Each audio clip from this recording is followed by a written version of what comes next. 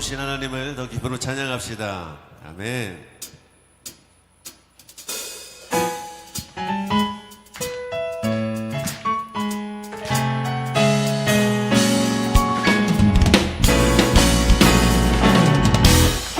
주님만을 사모합니다. 아멘. 내 진정 사모하는 친구가 되시는 구주 예수님은 아름다워라. 산 밑에 백합화요 빛나는 새벽별 주님 영원할 길 아주 다시 한번 내 진정 사모하는 친구가 되시는 구주 예수님은 아름다워라. 산 밑에 백합화요 빛나는 새벽별 주님 영원할 길 아주 없도 내 맘이 아플 적에 그 위로 되시며 나 외로울 때 좋은 친구라. 주님 저 산 밑에 백합 빛나는 새벽별 이 땅 위에 비길 것이 없도 내 몸의 모든 염려 이 세상 돌아가 주님 항상 같이 하여 주시고 시험을 당할 때에 악마에게 교는 책임을 잃지사 날 지키시네. 아멘. 온 세상 날 버려도 주 예수 안 버려 끝까지 나를 돌아보시니 주는 저 산 밑에 백합 빛나는 새벽별 이 땅 위에 비길 것이 없도 아멘.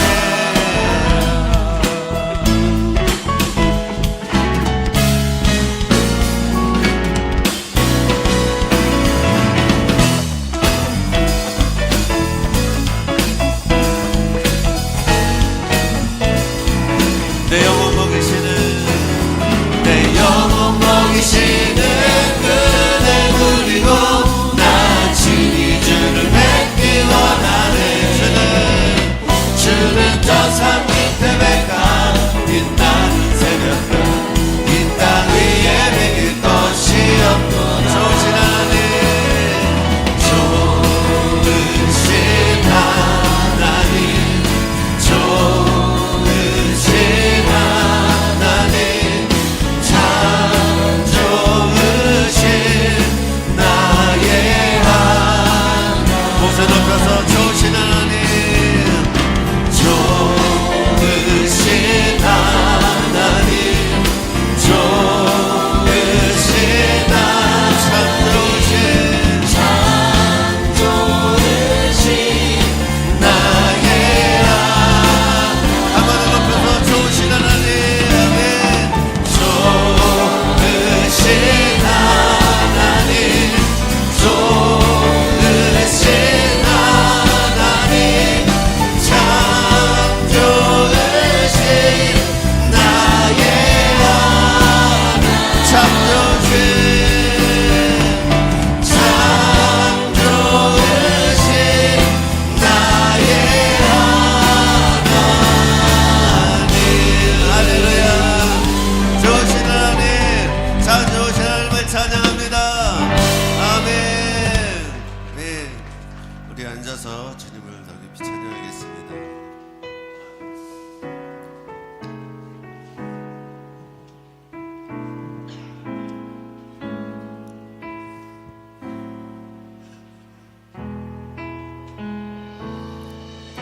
주 선한 능력으로 안으시네.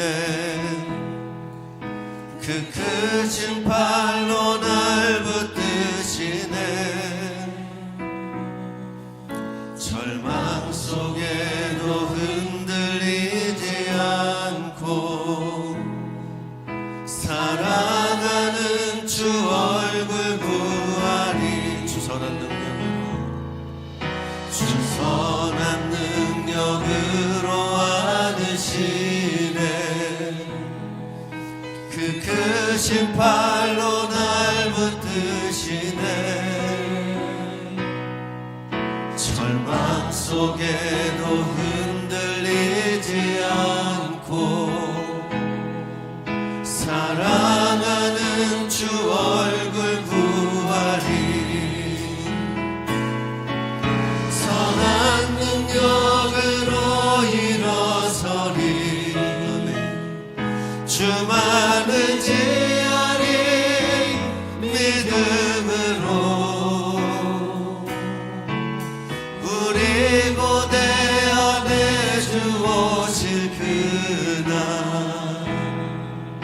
영광의 새날을 맞이하리 이전의 괴로움 날 애워싸도 고난의 길을 걷는다 해도 주님께 모두 맡긴 우리 영혼 끝내 승리의 날을 맞으리 선한 능력으로 일어서리 아멘 주만 의지하리 믿음으로 우리 고대 안에 주 오실 그날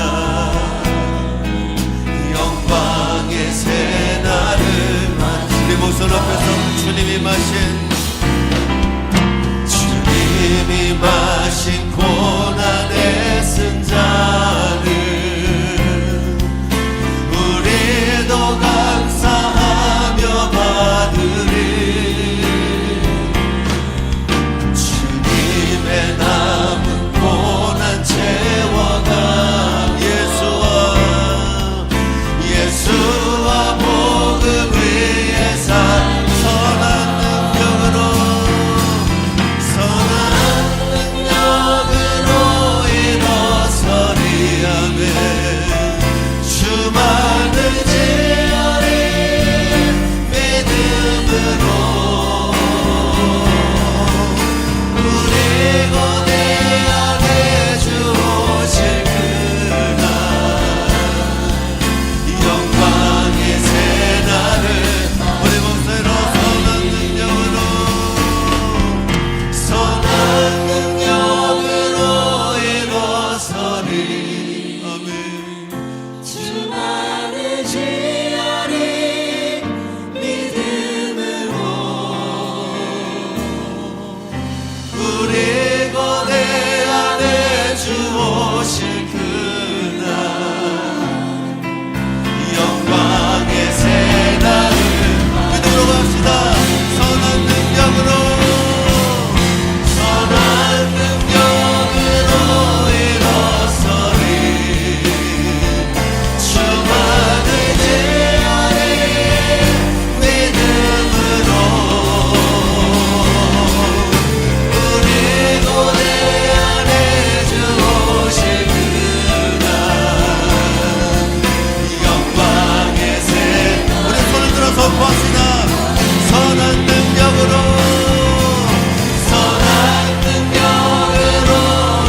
일어서리 주만 의지하리 믿음으로 아멘 우리 고대 안에 주 오실 그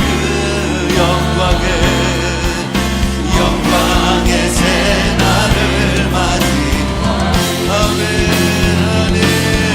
어떤 점은 고난과 정말 절망 속에서도 선한 능력으로 일어서는 자 낼 수 있도록 인도해 주시옵소서 영광의 주님 승리의 주님만을 바라보게 달려갈 수 있도록 믿음 부어주시옵소서 주님 부름을 기도합시다 주여 할렐루야 은혜가 풍성하신 아버지 하나님 하나님께서 주신 풍요로운 10월의 자연과 풍성한 결실을 통해 우리들의 삶을 채워주시니 감사합니다. 우리를 예수 그리스도의 피로 죄사함 받아 자녀 삼아주시고 자녀에게 모든 것을 아낌없이 내어주시는 하나님께 모든 영광과 찬양을 올려드립니다. 기뻐 받아 주옵소서. 사랑과 긍휼을 베푸시는 아버지 하나님, 긴 연휴로 인하여 우리가 느슨해지고 나태함으로 복음을 누리지 못하고 사명감 없이 살았다면 이 시간 가난하고 상한 심령으로 주께 더 가까이 나가오니 주의 임재로 충만하게 채워주시고 회복되게 하여 주시옵소서. 아버지 하나님, 두 날개로 날아오는 건강한 우리 교회를 위해 기도합니다. 가을 사역이 영적인 힘을 잃지 않고 끝까지 잘 감당하도록 사역의 원동력인 열정적인 기도 사역을 통해 영적 엔진이 힘차게 차오르게 하여 주시옵소서. 해피키즈, 해피스쿨, 행복모임으로 복음의 절대 능력을 우리가 누리고 영혼 구원의 열매를 맺게 하시고 또 다른 사과나무인 주님을 닮은 일꾼들이 계속 세워지게 하여 주시옵소서. 빌립보서 4장 13절 말씀처럼 능력 주신 자 안에서 우리가 모든 것을 할 수 있도록 사역의 주체는 성령의 역사임을 깊이 깨닫게 하시옵소서. 아버지 하나님, 우리 교회가 40주년 기념 행사로 성지 탐방을 준비하여 11월에 출발하게 됩니다. 신청하신 성도님들이 영과 영이 강건하고 빈틈없이 준비되게 하시고 필요한 재정도 마음껏 채워주시고 모든 성도님들이 함께 기도로 준비하며 뜻깊은 기념 행사가 되도록 모두가 동참하게 인도하여 주시옵소서. 아버지 하나님, 선교하는 우리 교회를 위해 기도합니다. 필리핀에 파송된 이상은, 김지연, 정영준 선교사님을 축복하여 주셔서 안전과 건강을 지켜주시고 주님의 리더십을 본받아 우리 선교사님을 통해 하나님의 나라가 계속 확장되게 하여 주시옵소서. 겨울 아우니치를 신청한 다음 세대를 기억하여 주시고 필요한 재정과 기대한 마음을 부어주셔서 주님이 기뻐하시는 역사의 주역으로 성장하게 하시옵소서. 아버지 하나님, 이 나라 이 민족을 긍휼히 여겨 주시옵소서. 고금리, 고물가와 심각한 저출산 문제와 사회적인 사건 사고들이 끊임없이 발생하고 있습니다. 심지어 일가족이 생을 마감하는 안타까운 사건으로 가정이 무너지고 있습니다. 아버지 하나님, 사단 마귀의 거짓으로 인하여 하나님의 심판 소리를 듣지 못하는 이 나라 이 민족을 불쌍히 여겨 주시옵소서. 주여, 이 나라 젊은 세대가 성도들이 목회자 지도자들과 의정자들이 영적인 눈이 열려서 에레미야가 목숨을 바쳐 외쳤던 심판의 경고소리를 깨어서 듣게 하여 주시옵소서.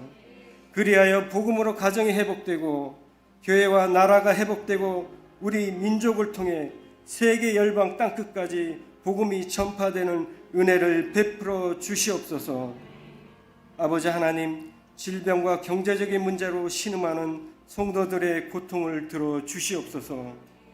고난과 환난도 하나님의 질서와 계획 속에 있음을 믿음으로 깨닫게 하시고 성령의 능력을 부어주셔서 지금 당면한 현실의 위기를 극복하고 역전의 승리로 우리를 이끌어 주시옵소서. 예수 생명으로 하나 된 우리가 서로를 위해 함께 기도하고 위로하며 모이기를 힘쓰는 사랑의 공동체로 더 단단해지게 하여 주시옵소서. 아버지 하나님, 이른 아침부터 영감이 넘치는 오늘의 이 예배를 위해 곳곳에서 헌신하고 봉사하는 믿음의 동역자를 축복하여 주시옵소서. 나홀로 동떨어져서 내 힘으로 하는 사역이 아닌 서로 상호 의존, 상호 협력하고 연합하는 성령이 역사하시는 사역이 되게 하여 주시옵소서. 잘 되고 있다는 칭찬과 격려가 넘치고 서로를 위해 기도해주는 하나님께서 기뻐하시는 예배를 위한 사역이 되게 하여 주시옵소서. 아버지 하나님, 말씀을 전하시는 담임 목사님을 영육간의 강건함으로 지켜보아여 주시옵소서. 탁월한 영적인 리더십과 흔들리지 않는 영적 무장으로 하나님이 디자인하시는 건강한 교회를 이끌어 가게 하시옵소서. 오늘 말씀을 전하실 때 성령님께서 함께 하시어 우리의 심령과 골수를 쪼개는 말씀이 전달되게 하시옵소서. 담임 목사님과 우리 건강한 교회를 통해 무너져가고 있는 많은 교회들이 회복되게 될 수 있는 마중물이 되게 하여 주시옵소서. 담임 목사님과 같은 말, 같은 마음, 같은 뜻으로 같은 열매 맺는 건강한 성도, 건강한 교회로 세워 주시옵소서. 예배의 시종을 주께 모두 위탁드리오며 오늘도 살아서 역사하시는 예수님의 이름으로 간절히 기도합니다.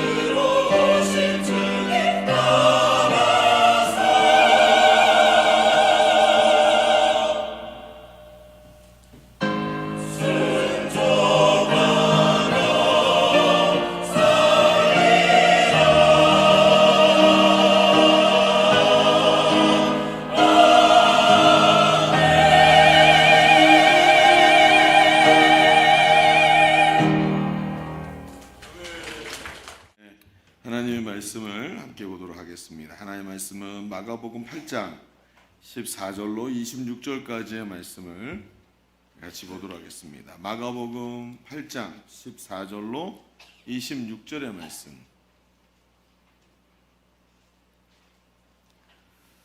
한 절씩 교도하겠습니다. 조금 긴 말씀을. 오늘 주보와는 본문의 길이가 좀 다릅니다. 그래서 마가복음 8장 14절로 26절까지의 말씀을 보겠습니다. 우리 한 절씩 교도합니다. 제자들이 떡 가져오기를 잊었음에 배에 떡 한 개밖에 그들에게 없더라.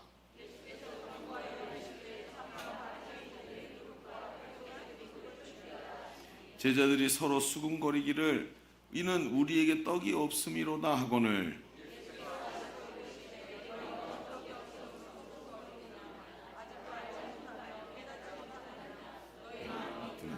너희가 눈이 있어도 보지 못하며 귀가 있어도 듣지 못하느냐 또 기억하지 못하느냐.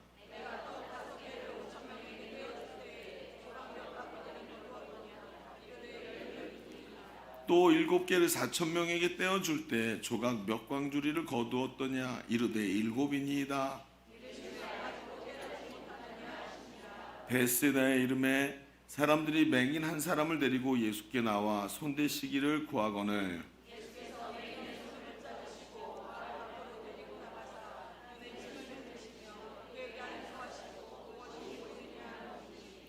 쳐다보며 이르되 사람이 보이나이다.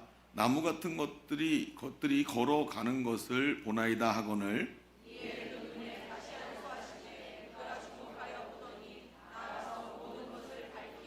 함께 봅니다. 예수께서 그 사람을 집으로 보내시며 이르시되 마을에는 들어가지 말라 하시니라.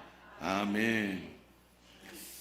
여러분, 요즘에 우리가 지금 당하고 있는 이 인생 우리 삶의 현장의 문제들이 참 더 짙어지고 있는 것들을 봅니다.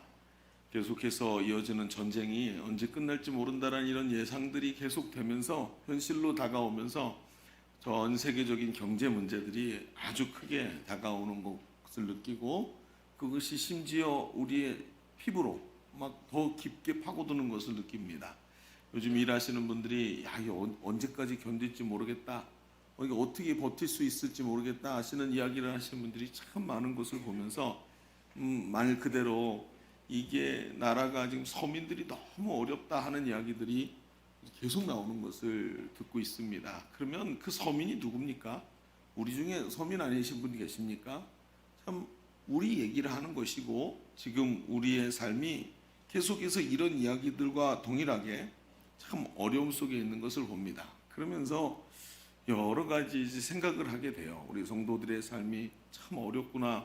또 어려움 속에서 정말 고군분투하시는구나 하면서 정말 그냥 한 사람의 그냥 여러분 우리 함께 한 시대를 살아가는 그냥 일개 사람으로 너무 서로에게 측은지심이 느껴지는 그런 이런 시대를 우리가 보내고 있는 것 같습니다. 근데 오늘 이 얘기들을 시작하면서 이제 오늘 말씀을 보면서 제가 이런 생각이 들어요. 참 사람이라는 게 말입니다. 사람이 누구나 이 땅을 살아가는 동안에 육신을 입고 살아가지요. 그래서 우리가 바라보는 인간의 모습은 늘 그런 거지 하고 살지만 하나님이 바라보시는 인간 또는 영적인 세계에 있는 존재, 선사라든지 이런 존재들이 바라보는 사람은 아주 특이합니다. 왜냐하면 이게 영혼인데 영적인 존재인데 육신도 함께 입고 있거든요.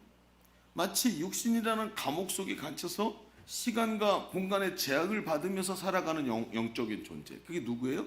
사람이란 말이에요. 그러니까 천사들이나 하나님 보시기엔 사람이 아주 특이한 케이스입니다. 그러니까 육신을 입고 살아가게 된다는 거예요. 그래서 그 육신을 유지하기 위해서 늘 필요한 것을 구하게 되어 있습니다. 먹을 것, 그렇죠? 육신을 위해 입을 것, 집, 내 필요들이 항상 육신을 가지고 있기 때문에 그것들을 채우기 위해서 애를 쓰죠. 그래서 늘 먹어야 되고 입어야 되고 돈이 필요하고 무엇인가 필요한데 이것을 구하기 위해 살아간다는 거예요. 그런데 이게 반복되다 보니까 인생에 어떤 느낌이 드냐면 육체의 필요를 채우기 위해서 애쓰는 것이 인생이구나 이런 생각이 우리한테 들어와 있습니다. 여러분 인생이 무엇입니까? 인생이 이 땅에서 살아가는 목적이 무엇입니까? 오늘도 먹고 마시는 것이 인생의 목적입니까? 그런데 이상하죠. 하루 일어나서 아침에 아무 생각도 안 하고 하루 종일 일하고 집에 들어와서 피곤해서 쓰러져 자는 게 당연한 것처럼 느껴지는. 그렇지 않습니까? 그러면 뭐가 되죠? 우리의 인생이 오늘도 육신의 필요를 위해서 열심히 일하다가 그냥 죽으면 끝나는 게 인생이라는 얘기가 되는 거예요. 진짜 우리는 이런 생각들을 해본 적이 없는데 가만히 요즘 우리의 육체의 필요를 위해서 애쓰는 우리 스스로를 보면서 이런 느낌이 드는 거야. 야, 이 땅에 사는 이유가 먹고 살기 위해서. 어떻게든 이것 때문에 몸부림치면서 살다가 죽는 게 인생인가? 아니라는 거죠. 우리가 늘 그렇게 살다 보니까 엄청난 존재의 착각을 자꾸 일으키는 거예요. 그럼 그래서 오늘도 우리가 이 말씀을 같이 보면서 제가 오늘 제목으로 잡은 게 뭐냐면 나는 먹기 위해 사는가 살기 위해 먹는가. 어디서 많이 들어본 얘기죠. 이게 뭐죠? 어떤 존재인가라는 존재에 대한 인식을 이야기하는 것입니다. 요즘 목사님 존재에 대한 얘기를 자꾸 하시나요? 지난주에는 존재의 통증이라고 얘기하더니, 그렇죠? 오늘도 조금 더 이런 이야기들을 조금 더 우리가 같이 해보려고 합니다. 오늘 우리가 읽은 성경에 보면 오늘 우리가 읽은 게 마가복음 8장의 말씀인데 여기서 8장에서 예수님께서 칠병이어의 기적을 일으키십니다. 근데 그 칠병이어의 기적으로 4,000명을 먹이시죠. 그리고 배를 타고 마가단 지경으로 가시는데 마가단 지경에서 바리새인들이 와서 예수님께 하늘로부터 오는 표적을 보여달라고 얘기합니다. 이게 무슨 뜻이죠? 분명히 세리요한이 말한 것처럼 뭔가 대단한 양반인데 이 양반이 자기가 메시아라고 얘기를 안 하거든요. 예언된 메시아라고 분명히 말하는데 근데 이 사람이 메시아라는 걸 믿기 위해서는 뭐가 필요해요? 하늘로부터 오는 표적, 모세가 보여줬던 그게 필요한 거예요. 이 사람들은요. 이 사람들은 무조건 하나님과 관련된 부분에서 모세의 것을 끄집어냅니다. 그러니까 이 사람들이 원하는 표적이 뭐예요? 홍해가 갈라지고 그 다음에 만나가 내려야 돼요. 그러니까 나는 못 믿겠는데 당신이 메시아라는 걸 도저히 나는 못 믿겠는데 나를 좀 믿게 해봐라 이렇게 얘기하는 거죠. 근데 예수님께서 보고도 듣고도 믿지 못하는 그들을 향해서 예수님께서 요나의 표적 외에는 보여줄 게 없다 그러시면서 그 자리를 떠나시죠. 그러면서 다시 배를 타시는데 제자들에게 뭐라고 그러시냐면 얘들아 바리새인과 사두개인의 누룩을 주의하라 라고 경고를 하신 장면이 15절에 나와요. 그렇죠? 경고하여 이르시되 삼가 바리새인의 누룩과 헤롯의 누룩을 주의하라 이렇게 얘기를 하세요. 이제 마태복음과 마가복음에 동일하게 나오는데 여기서 조금 이제 우리가 혼선이 오는 게 헤롯이라고 얘기하기도 하고 사두개인이라고 얘기하기도 합니다. 자, 그런데 제자들이 이 말씀을 듣고 도둑이 제발 저리는 증상이 보입니다. 자신들이 앞에 칠병이어의 기적을 일으키면서 7 광주리나 남았던 떡 중에 떡을 한 덩어리만 챙겨 갖고 온 거예요. 근데 예수님이 누룩에 대해서 얘기하니까 자기들끼리 아이고 그러네 이런 생각이 드는 거예요. 여러분 누룩 그러면 뭐가 떠올라요? 우리는 잘 안 떠오르죠. 근데 쌀 그럼 뭐가 떠오릅니까? 밥. 누룩 그러면 이 사람들은 누룩이 뭐예요? 떡하고 연결된 거죠. 그 떡이 생각이 나는 거예요. 그러니까 아니 누룩 그러니까 갑자기 아이고 떡이 생각이 나는 거예요. 아이고 우리 떡 하나도 안 갖고 왔는데 아유 예수님이 그거 갖고 얘기하시나 보다 이런 얘기를 하는 거죠. 그랬더니 예수님께서 그 얘기를 듣고 답답해 하십니다. 아이고 얘들아 너네 지금 무슨 얘기 하는 거냐 아직도 못 깨닫겠니 이렇게 얘기하는 거예요. 그러면서 이제 우린 이 얘기를 아니까 뒤에다가 집어넣어놓고 한번 생각해 봅시다. 제자들이 왜 이런 이야기를 나눴죠? 누룩 이야기를 하는데 챙겨오지 못한 떡 이야기를 할 수밖에 없는 이유가 뭘까요? 여러분 왜 그러냐면 떡에 대한 일이 제자들에게는 아주 중요한 일이었습니다. 요한복음 4장에 보면 예수님께서 사마리아 수가성 여인을 우물가에서 만나시지요. 근데 우물가에서 이 여인을 만날 때 둘이 독대를 하세요. 제자들은 어디 갔죠? 제자들 어디 갔어요? 갑자기 생각이 안 나죠? 그렇죠. 어디 갔어요? 떡을 구하기 위해서 성 안으로 들어갔단 말이에요. 먹을 게 없었어. 여러분 사람이요 하루 3끼를 먹어야 됩니다. 그렇죠? 3끼를 다 먹어야 되죠. 집에서 있잖아요. 그럼 하루 3끼 다 챙겨주는 거 얼마나 힘든지 아시죠? 여러분 저런 주부들 한번 생각해 보십시오. 남편이 집에 있어서 3끼를 다 달라고 하는 걸 뭐라고 부르는지 아세요? 남편 새끼라 그런대요. 남편 새끼를 다 먹게 달라 그런다고 남편 새끼라 그런대요. 오해하시면 안 됩니다. 그러니까 이게 그렇게 어려운 일이라는 거죠. 하루 종일 뭐 먹어야 되지? 다음 점심 때 뭐 먹어야 되지? 이런 생각을 할 수밖에 없는 거예요. 왜요? 필요하니까. 육신의 필요니까. 그러니까 제자들을 보십시오. 예수님께서 누룩 얘기를 하시니까 갑자기 아차 아까 떡이 많았었는데 떡을 못 갖고 왔네 하는 생각을 하는 거예요. 이때 점심 먹어야 되는데 어떡하지? 저녁 먹어야 되는데 어떡하지? 하고 생각한 건 당연한 거라는 거예요. 여러분 예수님이 오늘 답답하게 생각하시면서 말씀하시지만 한편 모습을 보면 이게 당연하다는 것입니다. 오늘 우리의 모습과 너무나 동일해요. 여러분, 우리의 모습이 어떻습니까? 성도의 삶을 보십시오. 성도가 예수 그리스도의 피로 구원받은 하나님 백성인 줄로 믿습니다. 여러분, 그런데 하나님 백성이 고상한 삶을 살아야 되는데, 여러분, 하나님 백성이고 예수 그리스도의 지성 명령을 위임받은 제자 삼는 세계 비전에 사로잡혀 황홀한 평신도 사역자의 삶을 살아가는 것이 여러분 하나님 백성의 본질 아닙니까? 그런데 우리의 실존을 보십시오. 실존이 어때요? 늘 떡에 대한 걱정으로 가득 차 있는 게 우리의 모습이라는 거예요.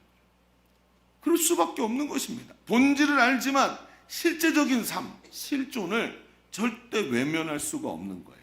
그래서 우리의 관심도 늘 떡에 있을 수밖에 없습니다. 당연한 겁니다. 성도가 오늘의 삶을 영위하기 위해, 또 가족들과 자녀들을 돌보고 하나님이 내게 맡겨주신 내 생을 책임지기 위해 떡에 관심을 가져야 되는 겁니다. 성도가 자기에게 맡겨준 사명을 감당하고 하나님 보내주신 주님의 몸된 교회를 세우기 위해서도 떡에 관심을 가져야 합니다. 이걸 도외시하는 건 하나님의 뜻이 아닙니다. 그런데 말이죠. 그런데 앞서 이야기했듯이 이것이 인생의 목적이 돼서는 안 된다는 거예요. 실존이 뭡니까? 육신의 필요. 실제적으로 내가 이 땅에 존재하기 위해서 실존을 붙잡다가 본질, 중심을 놓쳐버리게 되면 나중에 가서는 부실공사가 일어나는 겁니다. 요즘에 순살 아파트란 얘기 있죠? 살만 가득 있어요. 뭐가 없어요? 뼈대가 없다는 거예요. 그러니까 나중에 올라가면 올라갈수록 신앙이 더 깊어지면 깊어질수록 살은 붙어 있는데 뼈대가 없으니까 무너져 내리기 시작하는 거예요. 여러분, 오늘 우리가 실존이라는, 우리의 삶이라는 실존이 굉장히 어렵다는 걸 서로 공감합니다. 아우, 집사님 어려운데 애쓰고 사시네, 이러면서 이야기하는 거 그 당연한 거고 서로 실존을 위해 애써야 됩니다. 그러나 본질이라는 뼈대가 없으면 실존이라는 삶은 무너지게 돼 있는 거예요. 오늘 우리가 한번 생각을 좀 해보려고 하는 게 바로 이겁니다. 오늘 우리는 믿는 자의 앞에 놓여진 삶의 실존과 삶의 본질에 대해서 좀 깊이 생각해 보려고 합니다. 예수님의 말씀을 통해서 주님은 우리가 이 둘 사이에서 어떤 모습으로 서 있기를 원하실까? 어떤 모습으로 우리가 우리의 삶을 바라보기 원하실까 하는 이야기를 좀 해보려고 합니다. 바라기는 오늘 말씀을 통해서 하나님의 은혜가 있으시기를 주의 이름으로 축원합니다. 자, 오늘 그럼 우리는 어떻게 이야기할 거냐 하면 앞에 얘기한 실존과 본질, 이 두 가지를 충돌을 시켜보려고 합니다. 자, 무슨 실험실에 와 있는 것 같죠? 둘을 충돌시켜서 충돌해서 나오는 이 파장을 한번 연구를 해봅시다. 자, 오늘 주보 3면을 보시면 오늘 말씀의 제목, 그래서 존재와 실존에 관한 얘기를 하기 위해서 우리가 잘 아는 이야기를 제목으로 잡았습니다. 살기 위해 먹는가, 먹기 위해 사는가, 이런 얘기죠.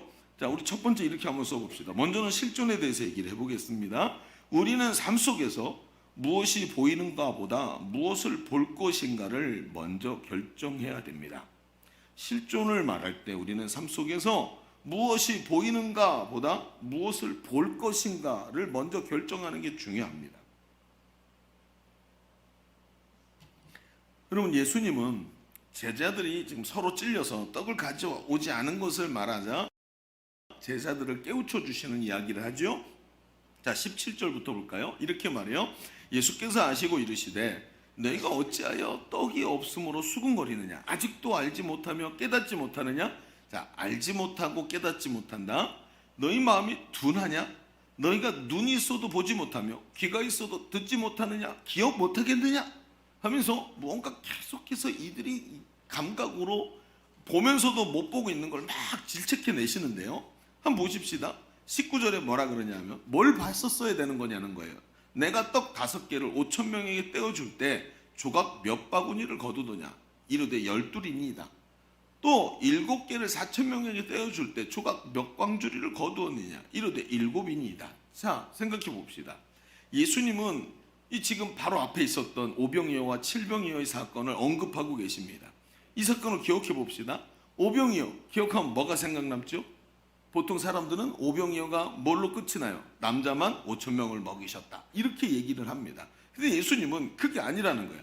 예수님은 떡의 숫자 5개를 말하셨고 먹은 사람의 숫자 5,000명을 언급을 하셨는데, 그러면서 중요한 건 그럼 그 사건을 기억하면서 마지막 결론으로 뭘 질문하고 계시는 거죠? 얼마나 남겼느냐에다 초점을 맞추고 있어요.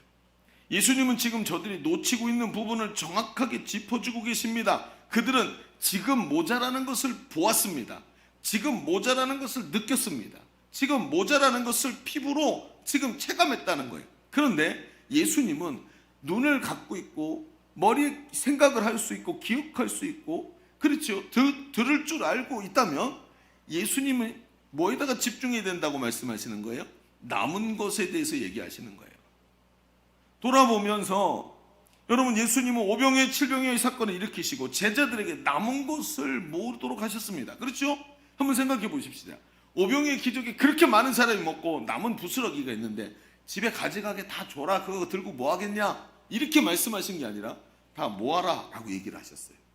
7병이어 때도 똑같이 다 모아라 라고 말씀하셨습니다. 그리고 남은 것을 성경에 기록을 하셨어요. 그리고 마지막 마가복음 8장에 와서 그 남은 것을 또 언급하십니다. 여러분, 이 말은 무슨 뜻이죠? 계속 왜 남은 것에다 예수님 초점 맞추고 계시죠? 이 두 기적에 있어서 가장 중요한 것이 남은 거라는 거예요. 남은 게 뭡니까? 제자들은 결핍에 주목하지만 주님은 남는 것을 이야기하면서 무엇을 말씀하고 계시는 거예요?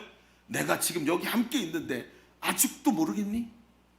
그 기적에서 제일 중요한 게 뭐니? 내가 함께 있었을 때 그 얼마 되지도 않은 보리떡 5개로 엄청나게 먹고 또 남겼잖니? 내가 어떤 존재니? 내가 누구니? 내가 지금 너희와 함께 이 배를 타고 있는 게 아직도 안 보이니? 이렇게 말씀하시는 겁니다. 여러분, 무엇이 보입니까? 제자들은 결핍이 보이지만 예수님은 결핍 이후 그 뒤에 있는 것을 보라고 더 중요한 것이 무엇인지 무엇을 볼 것인지를 먼저 정하라고 얘기하는 거예요. 사람은 어떻습니까? 오는 걸 보게 돼요. 피부로 느껴지는 걸 자꾸 그 환경을 보지만 예수님은 그게 아니라 그 뒤에 있는 걸 보라고 얘기하는 거예요. 여러분, 우리가 느끼는 삶의 결핍을 생각해 보십시오. 인생에 있어서 중요한 것은 앞에도 말했지만 실존이라고 하지 않았습니까? 그런데 그 실존이라는 거에 우리에게 희한한 현상을 일으켜요. 아무리 좋은 말씀을 들려주고 하나님의 은혜가 깊이 와도 집에 돌아가면 교회에서 받았던 은혜, 말씀을 읽을 때 느꼈던 은혜를 모두 잊어버리고 다시 옛날로 돌아가는 거예요. 왜 그렇습니까? 우리가 삶이라는 실존을 한쪽 눈을 질끈 감고 다른 한쪽 눈으로만 보기 때문입니다. 어떤 눈으로 봅니까? 결핍의 눈, 큰 두려움의 눈으로 우리의 삶의 실존을 봅니다. 늘 그것을 위해 살아왔습니다. 그래서 돈이 없으면 안 된다는 걸 알고 있습니다. 뭔가 필요가 채워지지 않으면 내가 그때 돈이 없어서 그렇게 핍박당하고 돈이 없어서 어려움 당했고 그리고 무시당했던 그 기억들 때문에 돈이 없으면 안 된다는 트라우마가 딱 걸려 있어요. 그러니까 어때요? 한쪽 눈은 딱 가리고 한쪽 눈으로 트라우마로 쫙 들여다보니까 돈 그러면 무섭기 시작합니다. 저게 없으면 안 돼. 저것만 있으면 돼. 그러면서 지금까지 한쪽 눈을 가리면서 지금까지 인도하시고 세우시고 보이지 않는 곳에서 우리에게 7광주리가 남도록 12광주리가 남도록 일하신 주님이 보이지가 않는 거예요. 딱 가려놓으니까. 여러분, 어떻게 생각하십니까? 지금까지 여기까지 오면서 얼마나 여러 번 어려움을 겪으셨습니까? 여기서 못 넘어갈 것 같은데 이거 할 수 있을까라는 순간에 그 순간을 순간순간 하나님이 이기게 하시고 순간순간 하나님 뒤에서 다 채워주셨던 것, 그 사건 때문에 여기까지 오지 않았습니까? 그런데 그 순간을 딱 넘어가고 오늘 또 어려움이 오니까 그때 일하셨던 주님을 딱 보이지 않고 오직 이게 무서운 거예요. 돈이 없으면 내 처자식 어떡하지? 돈이 없으면 내 인생을 어떻게 살지? 돈 없으면, 그러면서 계속해서 한쪽 눈을 딱 가리고 보는 거예요. 예수님 말씀하세요. 아직도 모르겠니? 아직도 이해가 안 되니? 아직도 지금 내가 너와 함께 있다는 게 무슨 뜻인지 모르겠니? 하고 말씀을 하시는 거예요. 여러분, 주님이요, 남자만 5,000명을 먹이고 12광주리가 남게 하신 분입니다. 4,000명을 먹이고 7광주리가 남게 하셨습니다. 그런데도 육체를 가진 존재니까 뭐만 보여요? 자꾸 결핍만 보이고 남은 게 안 보이면서 일하시는 하나님이 안 보이는 거예요. 여러분, 십수년 전, 한 20년 이상 된 일입니다만 미국의 신문에 한 사람이 죽은 이야기가, 그 사람의 죽은 이야기가 기사로 나왔습니다. 그 무슨 얘기냐면 미국의 닉 시즈맨이라는 철도 영무원이 죽었다는 얘기입니다. 그 사람이 철도역에서 열심히 일했습니다. 다른 동료들과 원만한 관계를 유지한 아주 성실한 직원이었어요. 그런데 어느 여름날, 뜨거운 여름날 그가 일하고 있던 철도역에 어떤 직원이 친구 한 사람이 생일이 되어서 모든 동료들을 그날 밤 자기 생일 파티에 초대를 했습니다. 그러니까 이게 시골역이니까 일 빨리 마치면 다 정리가 되니까 야, 오늘 일찍 퇴근해서 가서 파티하자. 그래가지고 친구들끼리 다 일을 맞춰놓고 거기는 직원들끼리 일을 빨리 마치고 퇴근하기로 했습니다. 근데 이때 이 닉 시즈맨이라는 사람도 빨리 일을 마치기 위해서 자기가 혼자 냉동 차량 안에 들어갑니다. 냉동차 아시죠? 기차. 냉동차 안에 들어가서 확 일을 하는데 동료들이 그걸 모르고 일을 빨리 마치려고 문을 탁 닫고 밖에서 문을 걸어 잠근 다음에 퇴근을 해버린 거예요. 그럼 어떻게 됐을까요? 이 닉이라는 사람이 자기가 혼자 냉동 차량 안에 갇힌 것을 뒤늦게 알게 됩니다. 지금까지 일하고 있었는데 문이 닫힌 걸 몰랐던 거예요. 막 소리를 질러보고 문을 두드리는데 그 미국의 넓은 황량한 곳에 있는 시골역에 누가 있겠습니까? 다 퇴근했는데 도와줄 사람이 누가 있겠습니까? 아무리 문을 두드리고 소리를 질러봐도 자기를 도와줄 사람이 나타나지 않는 거예요. 그 당시에는 휴대폰도 없었고 시골 역사에 아무도 없으니까 그 다음부터 절망이 몰려오기 시작합니다. 갑자기 이런 생각이 드는 거예요. 여기서 밖으로 나가지 못한다면 이거 냉동차인데 몇 시간도 안 돼서 내가 얼어 죽겠네 하는 생각이 드는 거예요. 그렇죠? 그 생각이 당연히 들죠. 절망에 빠집니다. 그리고 갑자기 쭈그려 앉기 시작하더니 덜덜덜덜 떨기 시작합니다. 그러면서 뭘 해야 될지 모르니까 거기서 좌절하면서 앉아갖고 자기 주머니 칼을 꺼내가지고 앉아있던 바닥 나무에다가 막 뭐라고 떨리는 손으로 쓰는 거예요. 뭐라고 썼냐면 이렇게 썼습니다. 너무나도 추워서 온몸이 마비되는 것 같다.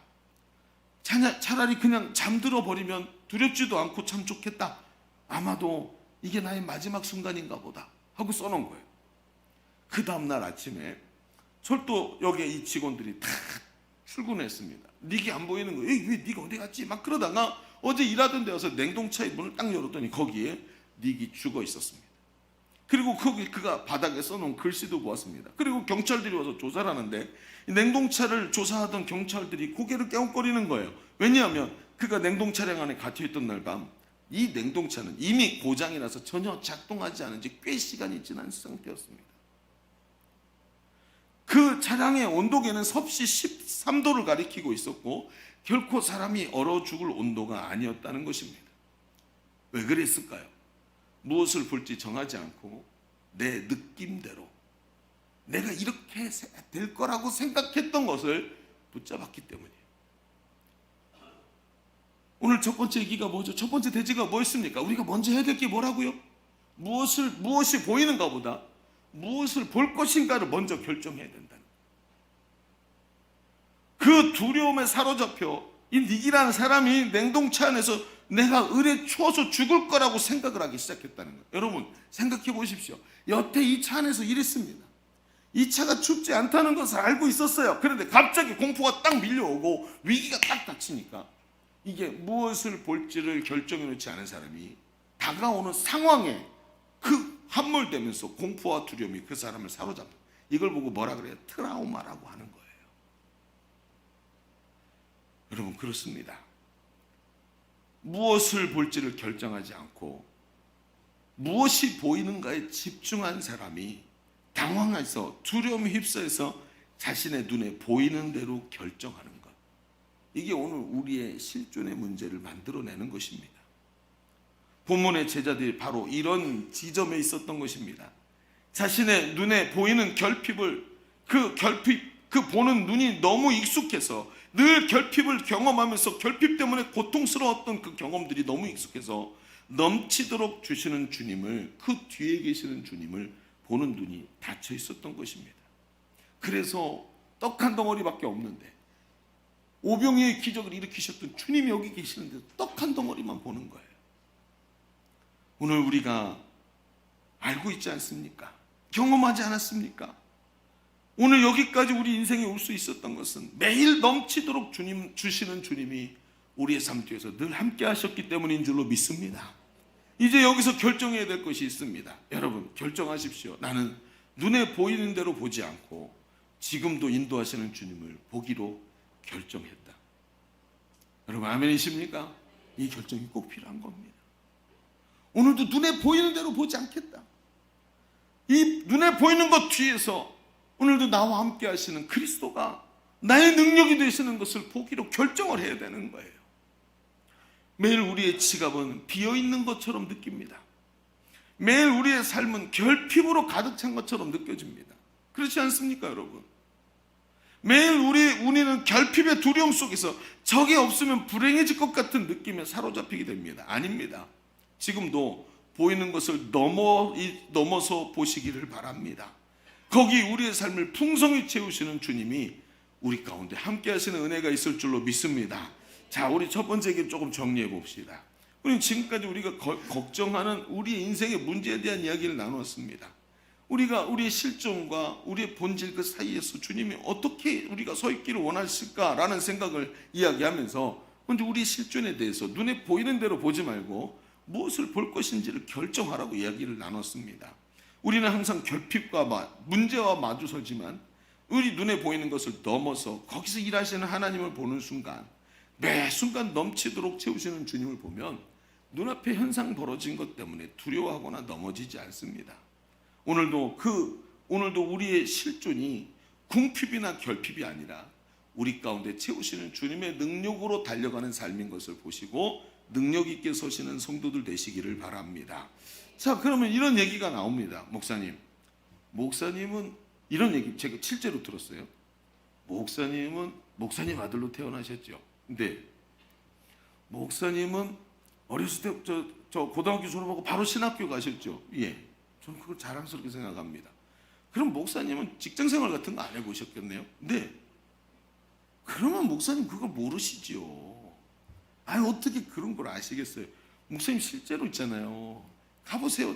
사업 운영해 보시고 직장 생활 해보시고 해보세요. 목사님이 말씀하시는 건 성경 말씀이고 맞지만 목사님 말씀하신 대로 실존이라는 문제에 딱 들어가면 현실이라는 게 믿음처럼 잘 안 되는 거 아시죠? 이렇게 얘기를 하시는 거예요. 자, 한번 생각해 봅시다. 안목이 열려서 현실이라는 안목이 열려도 생각보다 상당히 어렵습니다. 맞아요. 우리의 실존 뒤에 하나님 일하시는 걸 알아요. 내가 믿음으로 알죠. 근데 실존을 버티게 하는 이 본질이 우리에겐 굉장히 중요한 거예요. 왜냐하면 이런 거죠. 우리가 실존을 가지고 있어도 목사님 진짜 실제 삶에 가보면 그게 손을 이렇게 들고 있고 싶어도 이게 손이 이렇게 내려와요. 이게 쉬운 게 아니에요. 얼마나 힘든데요. 그렇죠, 여러분. 잘 들어보십시오. 초등학교 때, 저는 어렸을 때 초등학교 때 미술 시간이 제일 즐거웠던 기억이 납니다. 미술이 좋아서가 아니라 공부를 안 하니까. 미술 시간은 꼭 또 2시간씩 붙어 있어요. 어느 날 저 선생님 준비물로 찰흙을 갖고 오래요. 찰흙. 그래서 보니까 그때 보면 뭐 하죠? 찰흙을 막 두들겨 갖고 해가지고 빚어가지고 그렇게 뭐 과일도 만들고 동물도 만들고 이렇게 만들지요? 안 해보셨어요? 저만 좋은 초등학교 나왔나 봅니다. 뭐 그거 만드는데 이제 그게 만드는 게 조금 지나면 이제 선생님들이 고학년 한 4학년 5학년 되면 뭐 움직이는 그걸 만들자 그래요. 예를 들어서 축구하는 이제 사람, 그렇죠? 그렇죠? 축구하는 사람, 축구 어제 축구 2대1로 이겨서 할렐루야입니다. 자, 얼마나 좋던지요. 오랜만에 속 시원한 그런 저녁 다들 우리가 그래서 얼굴들이 이렇게 눈들이 뻘것인가? 그렇죠? 근데 이게 쉽지가 않은 거예요. 아니, 사과를 만들 때는 이렇게 동글동글하게 이렇게 하면 금방였는데 이렇게 달려가는 사람을 딱 만들어야 되는데 팔을 이렇게 만들어 놓으면 뚝 떨어지는 거 아니에요? 어떻게 해야 되죠? 철사가 있어야 됩니다. 철사로 먼저 사람을 만들죠. 그리고 그 철사 위에다가 찰흙을 붙여가지고 사람의 모습을 딱 그렇게 정확하게 만들어 놓으면 그 철사가 안에서 뼈대가 돼서 이렇게 붙고 있으니까 손을 올려도 손이 내려가지를 않는 거예요. 철사가 지탱해 주니까. 뼈대. 여러분, 오늘 우리가 중요하게 봐야 되는 게 이겁니다. 지금까지 실존의 문제를 다루었다면 실존은 겉에 있는 것이라면 우리의 삶의 현실이라면 그 현실을 지탱해 주는 우리 본질이라는 게 굉장히 중요한 거예요. 이 본질이 준비가 안 되면 실존이라는 게 계속 쌓이면 쌓일수록 뭐예요? 뼈대가 없으면 뼈대가 불실한 아파트를 뭐라고 부른다고요? 순살 아파트가 된다고요. 순살만 돼버려. 그러니까 어떻게 돼요? 뼈대가 없으니까 지탱이 안 되는 거예요. 여러분 잘 들으십시오. 뼈대가 중요한 겁니다. 제가 그런 얘기했어요. 그분한테. 제가 저한테 그렇게 물어보시길래 제가 그랬어요. 그분한테 제가 그 하나님의 부르심을 받고 신학교 다닐 때 초년병 시절에 하나님이 제일 먼저 경제적인 것부터 훈련시키시더라고요. 그리고 제 아내하고 신혼을 시작했는데 그때 처음으로 전임 사역자로 사역을 하기 시작했는데 얼마나 부족한지요. 나중에는 실존에 대해서 뼈저리게 깨닫더라고요. 안 되는 게 전부 다 카드값으로 끝까지 저를 쫓아오는 걸 그때 처음으로 깨달았습니다. 야, 이게 세상이구나. 안 돼요. 그렇죠? 안 될 땐 죽어라고 안 됩니다. 그러니 이제부터는 뭐가 있어야 돼요? 뼈대가 중요한 거예요. 자, 두 번째 얘기다. 이렇게 한번 써보실까요? 두 번째. 이번엔 본질에 대해서 얘기를 해봅시다. 자, 앞에 우리 뭐라고 얘기했죠? 뭐라고 얘기했죠? 그렇지. 무엇이 보이는 것보다 무엇을 볼 것인가를 결정해봐라. 그렇다면 이제 보인다면, 자, 보이기 시작했다면 보이는 게 무엇인지 말해야 합니다. 입으로 말하라는 뜻인가요? 네, 맞습니다. 내가 지금 보고 있는 게 뭔지 입으로 말해야 돼요. 고백해야 된다는 뜻이에요. 좀 굉장히 추상적인데요. 한번 얘기를 들어보십시오. 오늘 본문인 마가복음은 이러한 우리의 궁금증을 그대로 이어 보여주는 장면을 기록하고 있습니다. 그래서 오늘 본문이 긴 겁니다. 자, 예수님께서 그 다음에 어떻게 하시죠? 맹인을 안수에서 고쳐주시는 장면이 바로 22절에 딱 그 뒤에 붙었어요. 자, 22절을 보세요. 벳세다에 다시 돌아왔다 그랬죠. 돌아오셨더니 사람이 맹인 한 사람을 데리고 예수님께 왔습니다. 그리고 손대 주십시오. 안수해 달라는 거예요. 근데 예수님께서 맹인의 손을 붙잡고 마을 바깥으로 데리고 나가서 눈에 침을 뱉으시고, 이거는 뭐죠? 침을 뱉는다는 거 그 당시 사람들에게 뭔가 치유하는 행위를 하는 것으로 보이는 겁니다. 그런데 그리고 나서 어떻게 안수하셨어요. 그랬더니 어떻게 됐죠? 자, 여기서 이제 우리는 이상한 게 보입니다. 우리의 기대와 달리 예수님이 병 치유를 위해서 기도하셨는데, 손을 얹고 치우기도 하셨는데 이 맹인의 눈이 안 고쳐져요. 자, 우리는 이걸 어떻게 받아들여야 될까요? 예수님 뭐라 그래요? 그니 저 나병을 치유하실 때도 내 믿음이 너를 구원하였다 한마디만 하면 딱 낫는데 이 사람도 와서 손만 얹어달라 그랬습니다. 그런데 안수기도 하고 침을 뱉어서 막 이렇게 하는 의료 행위들을 막 하셨는데 눈이 떠지지 않고 보이질 않는 거예요. 이상하죠? 근데 이상한 게 또 있어요. 뭐냐면 23절에 보면 예수님이 이 맹인의 손을 붙잡고 마을 바깥으로 나가세요.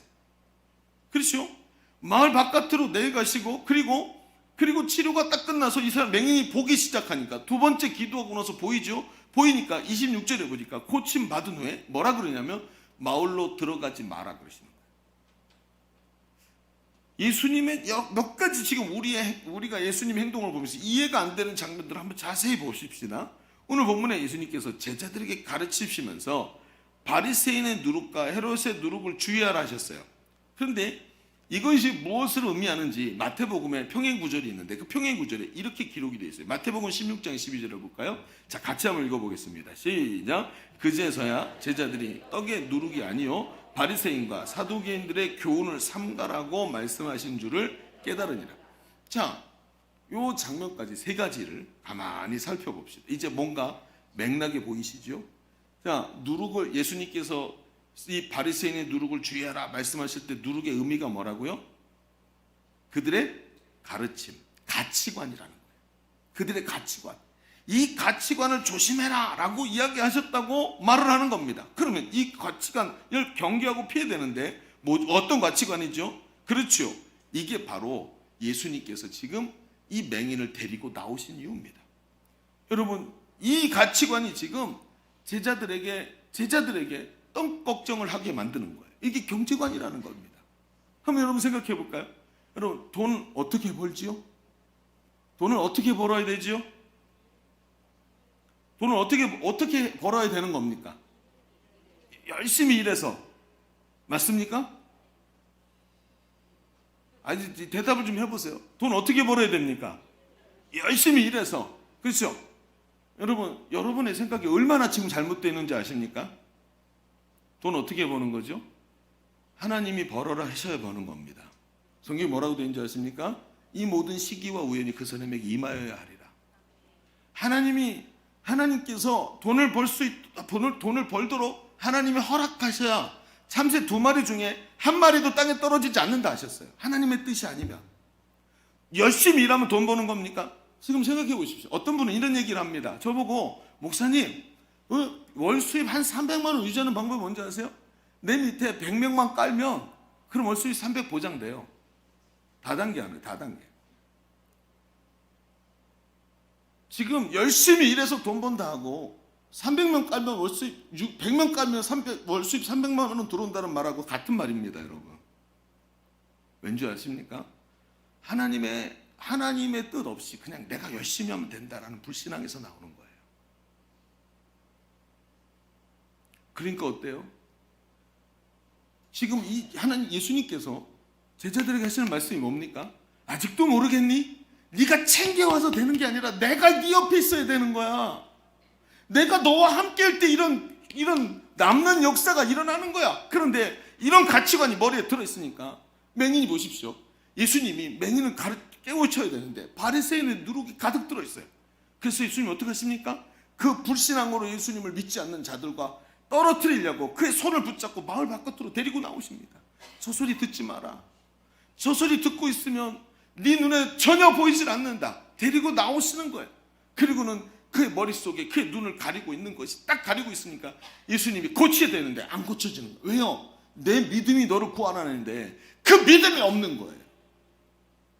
가치관이 잘못되어 있어가지고 그 믿음이 없어.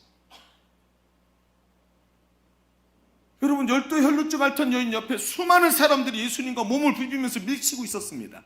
그런데 예수님 뭐라 그러세요? 누가 내 몸에 손을 대었느냐? 네 믿음이 너를 구원하였구나. 그 수많은 사람이 똑같이 밀치고 예수님께 손대고 있었지만 능력은 그 손댄 사람 중에 그 사람의 믿음을 따고 나갔다는 거예요. 믿음을 따고. 오늘 우리 가치관이 얼마나 중요합니까? 이 세 가지 이야기의 맥락이 하나로 보이십니까? 맹인과 제자들에게 하신 말씀은 지금 이들이 경계하고 피해야 될 것이 바로 이거라는 겁니다. 잘못된 가치관, 뼈대가 잘못되어 있는 모습, 우리의 본질, 우리 속에 들어있는 본질에 대한 개념이 불신앙의 가치관으로 되어 있어서 맹인이 눈을 뜨지 못하게 가로막듯이 우리의 눈이 가로막혀 있더라는 것입니다. 목사님 해보세요. 얼마나 힘든지. 여러분, 참새가 날아갈 때 하나님 떨어지라 하면 거기 떨어지는 것입니다. 거기. 한 달에 교회에서 저 목사님 아들이라서 아버지가 보조해 주실 거야 라고 생각을 하셨는지 한 달에 75만 원을 주셨습니다. 결혼을 하고 집에서 살고 아이가 태어났는데 75만 원을 어떻게 삽니까?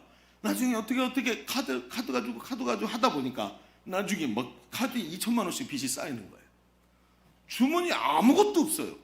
학교를 가야 되는데, 대학원생이니까 학교를 가야 되는데 지하철역에 딱 갔는데 보니까 표를 사려고 이렇게 보니까 돈이 있는 줄 알았는데 없는 거예요. 아니, 돈 하나도 없었구나. 주님을 너무 의지하고 살았네. 그럼 어떻게요? 지하철도 타야 되고 점심도 먹어야 되는데 돈이 하나도 없어요. 오늘은 집에 가서 책 읽고 숙제를 해야 되겠구나 하고 생각하고 학교 못 간다 생각하고 집으로 가려고 딱 돌아서는데 왜 하필이면 10,000원짜리가 여기 떨어져 있냐고요. 한두 번이 아니었어요. 한두 번이. 제가 그래서 하나님한테 늘 그랬어요. 하나님 째째하시네요. 100만 원을 그냥 한 방에 주시지. 째째하게. 하나님 계속 말씀하시는 거예요. 얘야, 내가 못 줘서 너한테 이러고 있는 줄 아니? 내가 못 줘서 이러고 있는 줄 아니? 너 지금 이걸 통해서 네 뼛속에다 새겨라. 뼛속에다 새겨라. 네 뼛속에 찰흙덩어리가 손만 올리면 툭 떨어지는 이런 믿음 말고 뼛속에다 새겨라. 하나님이 널 책임지신다. 할렐루야. 이거 집어넣으라는 거예요. 떡 7개로 4,000명을 먹이고 7광주리를 함께 하시는 그 큰 능력을 보고도 그 권능이 예수님으로부터 나오고 예수님이 자신과 함께 하시는 것을 깨닫지 못하도록 눈을 막고 보이지 않는 이 세상 가치관들을 빼고 하나님 나라 가치관으로 무장하라는 것입니다. 오늘 실존의 문제에서 풍성하게 베푸시는 주님을 보고 왜 실감이 안 나는지를 왜 목사님 그렇게 되는 게 아닙니다라고 말할 수밖에 없는지를 보십시오. 항상 남도록 채우시는 하나님의 도우심을 보면서도 믿음으로 담대히 나가지 못하게 하는 그것들이 우리의 눈을 가리고 있는 것을 성경이 우리에게 정확하게 보여주고 있는 것입니다. 왜 오늘도 풍성히 주시는 주님 앞에서 인색하고, 왜 주님이 그렇게 우리를 인도하시는데 두려워하면서 째째하게 굴고, 그 주님과 함께하면서 왜 떡이 없다고 오늘도 걱정하고 있는지, 어떻게든 더 먹고 어떻게든 더 가지려고 어떻게든 노력해서라도 내 힘으로 어떻게 얻어보려고 하는 우리에게 주님은 우리에게 분명 우리의 본질을 향해서 그 뼈대에 대해서 이야기하고 계시더라는 것입니다. 우리의 주님과 함께하면서도 오늘 눈이 떠지지 않게 하는 세상으로부터 온 가치관이 우리에게서부터 빠져나가야 될 줄로 믿습니다. 여러분, 성경을 조금만 더 읽어보시면 그 밑에 아주 희한한 장면들이 나옵니다. 예수님께서 제자들에게 묻습니다. 얘들아, 사람들이 나를 누구라 하느냐? 이 질문을 우리는 너무나 잘합니다. 제자들이 말합니다. 예수님, 사람들이요, 예수님 보고 세례 요한이 살아났다고 합니다. 엘리야라고 말합니다. 선지자라고 말합니다. 그랬더니 예수님께서 그 얘기를 듣더니 핵심적인 한마디를 딱 꺼내십니다. 그래? 그렇다면 너는 나를 누구라 하느냐? 너는 나를 누구라 하느냐? 너는 네가 보기엔 내가 누구냐? 베드로가 대답하죠. 주는 그리스도시요 살아계신 하나님의 아들입니다. 우리도 그 대답을 하려고 했죠, 조금 전에. 그렇죠? 정답이니까. 여러분, 그렇습니까? 이 대답 너무 중요합니다.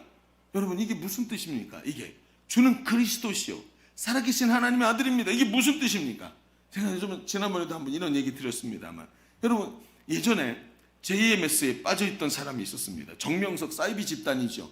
요즘에 TV에 막 나와서 막 무리를 일으켰던 것 때문에 이야기 나옵니다만, 범죄죠, 무리가 아니라. 그 범죄 때문에 얘기가 나옵니다만, 그 JMS에 푹 빠져갖고 그 중심에서 총무로 일하던 사람이 있었습니다. 그 사람이 진짜 복음을 듣고 정명석이 이게 악한 사단의 역사인 걸 알고 회개하고 주님께 돌아왔어요. 그런데 이분이 그냥 사는 게 아니라 자기가 얼마나 못된 하나님 앞에 악한 짓을 했는지 자기가 이제부터는 그걸 거꾸로 해야 되겠다 해서 교회들마다 돌아다니면서 어떻게든 간증 집회를 열게 해달라고 그래서 자기가 경험했던 걸 얘기를 해주는 거예요. 속지 말라고. 그런데 그분이 이런 얘기를 하는 거예요. 자기는 JMS에 있을 때 정명석이 그리스도인 줄 알았답니다. 그래서 그리스도인 줄 알았기 때문에 무서운 게 하나도 없었대요. 왜요? 그리스도가 나와 함께 하시는데 뭐가 무섭겠냐?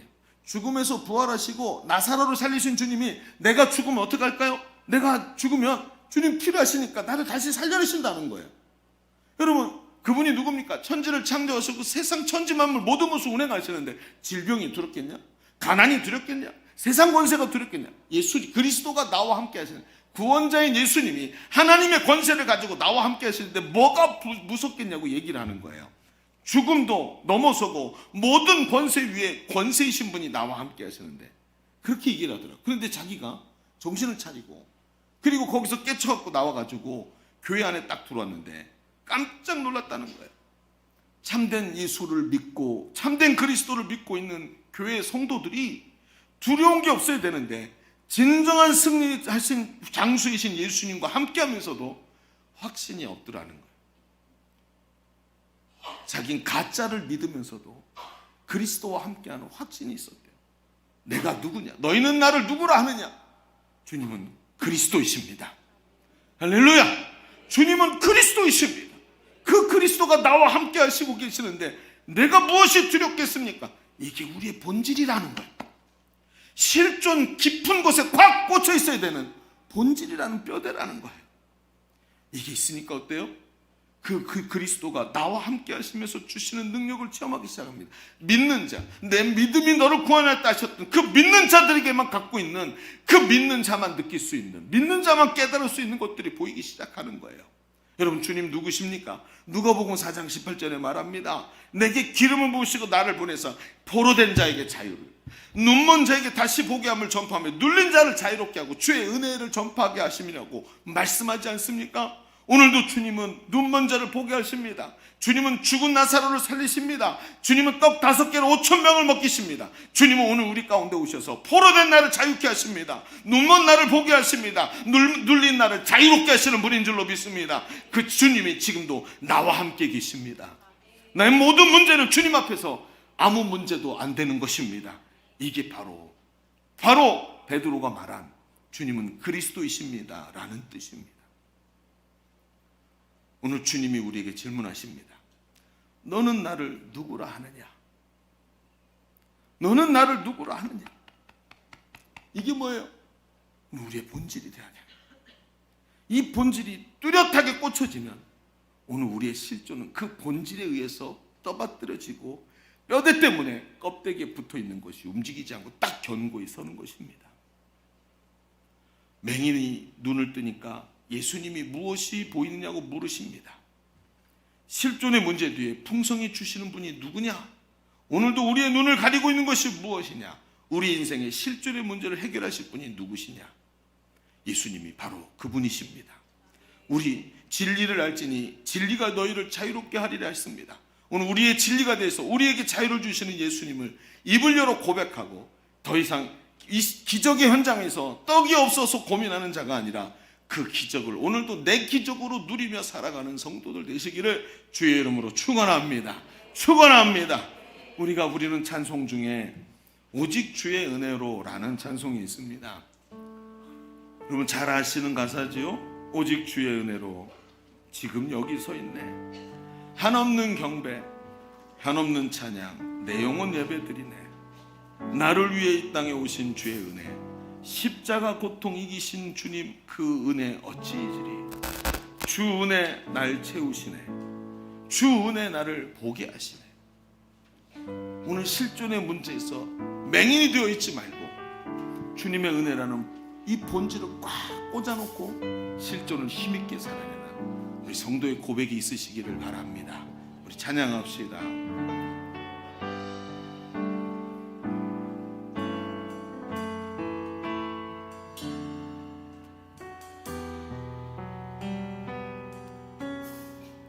오직 주의 은혜로, 오직 주의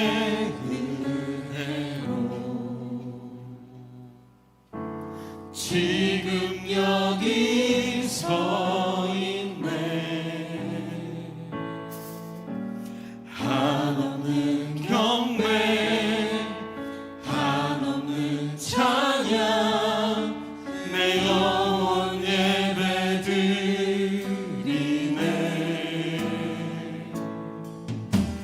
나를 위해 이 땅에 오신 주의 그 은혜, 십자가 고통 이기신 주님 그 은혜 어찌 잊으리. 주의 날 채우시네. 주님이 나를 보게 하십니다. 주의 보게 하시네. 살아가는 동안 은혜로만 살리. 십자가는 해로. 우리 다시 한번 고백합시다. 오직 주의 은혜로, 오직 주의 은혜로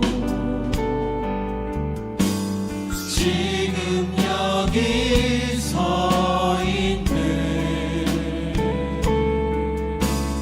한없는 경배, 한없는 찬양, 내 영혼 예배드리네.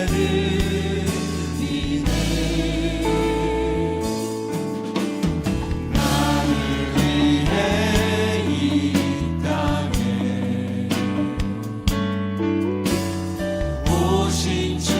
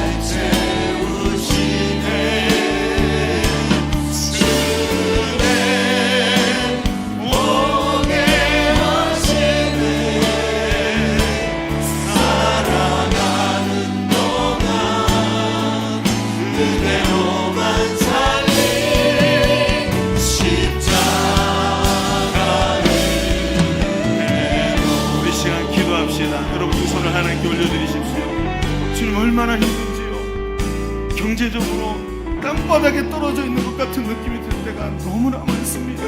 염려와 걱정으로 가득 차 있는 우리의 인생이 오늘 눈을 들어 주님을 보게 하여 주옵소서. 실존의 문제를 본질의 문제로 넘어서게 하여 주시옵시고, 너는 나를 누구로 아느냐 하는 질문에 정확하게 대답하는 우리가 되게 하여 주옵소서. 우리 같이 주님의 치고 기도합니다.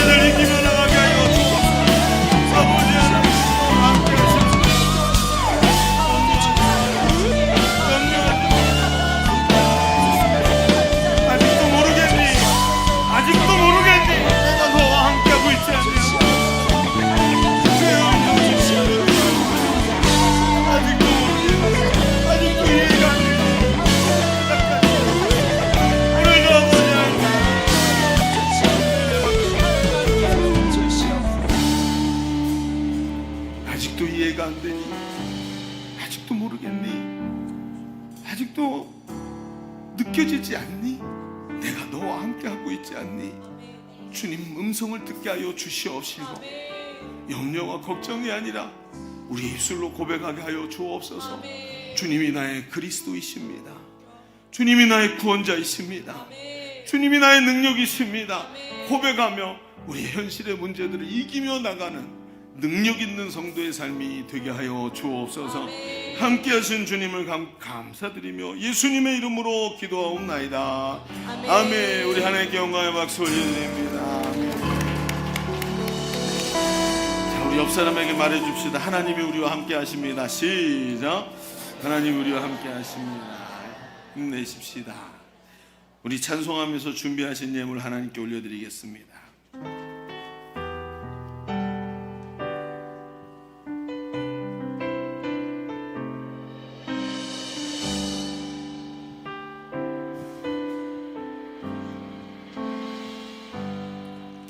하나님의 부르심에는 후회하심이 없네. 내가 이 자리에 선 것도 주의 부르심이라. 하나님의 부르심에는 결코 실수가 없네. 나를 부르신 하나님의 신실하심을 믿네.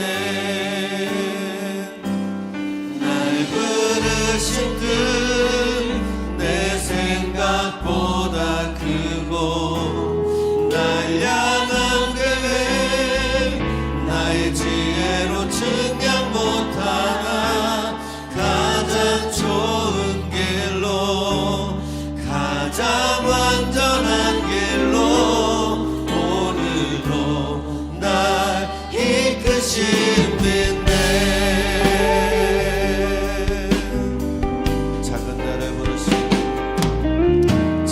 나를 부르신 뜻은 나는 알 수 없지만, 오직 감사와 순종으로 주의 길을 가리라.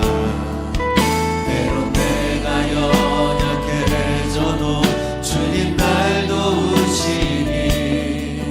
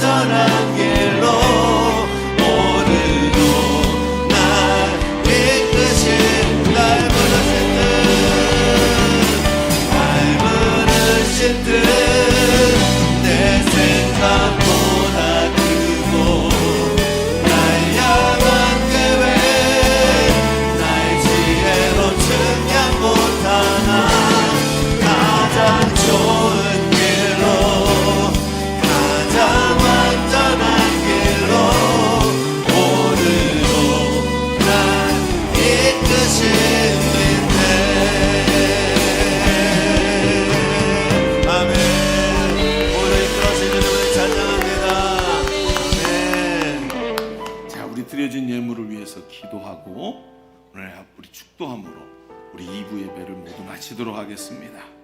거룩하시고 은혜가 풍성하신 주님, 우리의 삶의 현장을 우리보다 더 잘하시는 주님이신 줄로 믿습니다. 힘들고 어려워서 주저앉고 싶은 순간, 이렇게 나는 왜 남들같이 되지 못하고 이렇게 힘들고 어려울까 하고 고민하는 순간에도 우리의 삶의 실존에 우리의 본질이 되어주시는 우리 예수님이 우리와 함께 하시는 줄로 믿습니다. 그 본질을 꽉 붙잡고 우리의 실존을 힘있게 살아내는 우리의 삶이 되게 하여 주옵소서. 오늘도 말씀의 은혜를 붙잡고 하나님께 올려드린 예물이 여기 있습니다. 주여, 우리의 중심을 담아, 우리의 주권을 담아 우리 하나님 여호와께, 여호와의 보좌 앞에 내려놓았습니다. 이 예물을 받아 주옵소서. 주님, 그 중심을 읽으시고 보시고 주님을 사랑하는 마음을 받으시며 기쁘셔서 그 아버지는 두 손을 들어 우리를 향해 축복하여 주옵소서. 우리의 삶과 가정과 자녀들을 붙잡으시며 우리의 사업의 현장과 우리가 경영하는 일들 위해 하나님의 영광이 나타나게 하여 주옵소서. 한 주간의 삶도 주가 동행하여 주시옵시고 다음 주에는 더 큰 기쁨으로 하나님께 예배하는 성도의 삶이 되게 하여 주옵소서. 함께 하심을 감사드리며 이제는 우리 구주 예수 그리스도의 은혜와 아버지 하나님의 지극하시고 만극하신 사랑하심과 성령님이 내주하시고 교통하시고 함께 하시는 은혜가 오늘 모여 예배하는 모든 성도들 각 사람 머리머리 위에, 저 손으로 경영하는 모든 일들 위에, 가정과 자녀들 위에, 주가 핏값으로 사신 주의 몸된 교회 위에, 열방에 복음 전하는 선교사들 위에, 지금도 신음하는 이 나라 이 민족 위에 이제로부터 영원토록 함께 계시기를 간절히 축원하옵나이다. 아멘.